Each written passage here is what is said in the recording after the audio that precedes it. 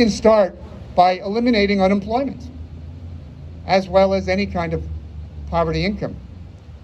We can mandate a federal job guarantee, and that is of decisive importance, not just for eliminating the scourge of unemployment and eliminating such things as the school-to-prison pipeline, mass incarceration, recidivism, the plight of veterans who come back and have no work and fall into homelessness, but we can also have tied to a federal job guarantee, a fair national minimum wage, which should not be $15 an hour, which is a poverty wage, even though it's far above our current minimum wage.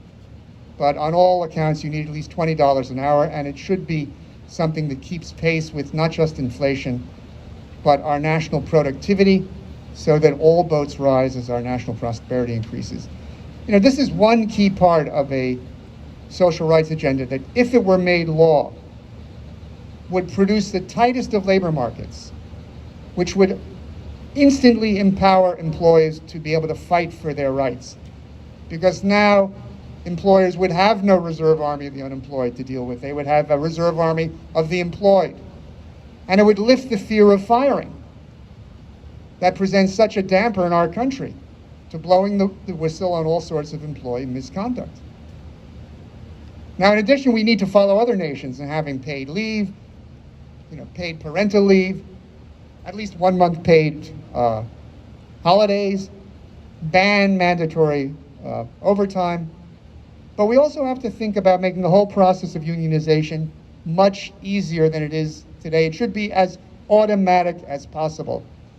In fact, we should recognize that just as we have a right to elect representatives in our municipalities, in our states, in our nation as a whole, we should be able to actually elect our representatives in our workplace to negotiate for us. And there should be automatic elections.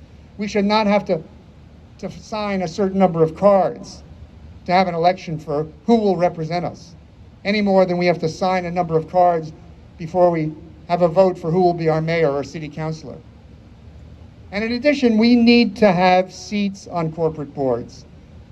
And when I say that, I mean both in public and private enterprises. We need to have 50% of the seats for employees who are elected by their employers. And that will change from within what corporations, both public and private, are doing, and do things that the union itself is not in a position to be able to do. And I think those are two crucial measures that will allow employees to have fair empowerment. And these are things that can only be done, obviously, if we elect candidates who support them, or push candidates, or push our officials to support measures like this, where we unleash the proper rights of employees by having the right kind of legislation. And that's what I'm trying to put on the table of political discussion in this election. Thank you. Thanks, Richard.